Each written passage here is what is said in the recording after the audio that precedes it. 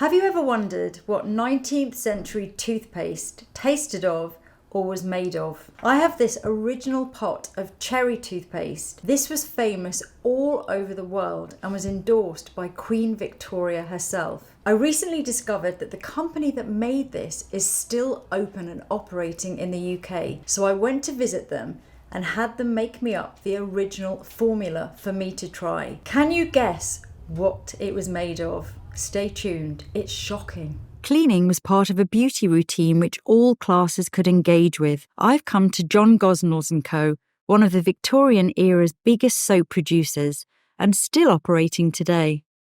They billed themselves as the oldest cosmetics manufacturer in the UK. Current director Chris Warner explains how profitable cleanliness of all kinds could be. Our biggest seller was probably the toothpaste. We had a fan in Queen Victoria, which was... See the ads for it here. Yeah, and so the lady on the top of the tin is Victoria. So we did, I think, milk that connection for as long as we could. It's interesting it's cherry though, because now we always think of mint, spearmint or peppermint when you think of toothpaste. I think it was to do with the colour, so I don't think it particularly had a cherry flavour.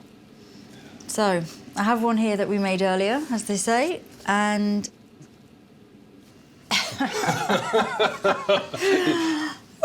Well, I smell the cuttlefish, that's for sure. Yeah. And the cloves. It also contains glycerin, almond oil, chalk and red dye.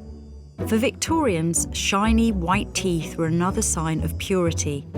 But I'm a bit sceptical if this will have the desired effect. It's so bright. It looks like it's going to stain your teeth, bright red. I think the colour will be cochineal, so it's beetles. I love the way here, this is the illustrated news of the world. So we've got the ad for Gosnells, famous cherry toothpaste, and it's 6p a jar, and then right underneath, teeth, £1 a set. Pay your money, take the choice. You can have toothpaste or the false teeth. Shall we try this? Must we? I think we should just at least see it on a brush. Okay. Because we need to experience why this was such a big seller. What was so unique about it? Okay. Get your water. Yes. Okay, that's yours. Thank you very much. It says just take a few specks of it. Oh, it's very red. It's very red. Ready?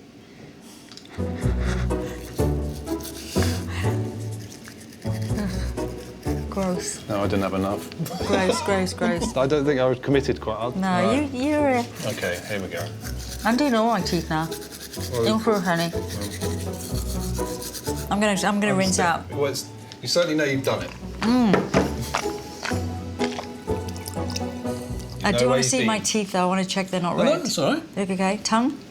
Tongue's got a bit of colour to it. A rosiness. Maybe that was a nice look. Yes. Look like I've got gum disease and my teeth, my gums quite red. No. No. It's... OK. Maybe it works. It's good. Maybe there's something here. Cherry toothpaste was obviously the real hero product. And like brands today, once you've got your hero out that everyone knows about, you can then start to market a lot more products. Yes, bill from it. Gosnells went on to sell perfumes, face creams and powders.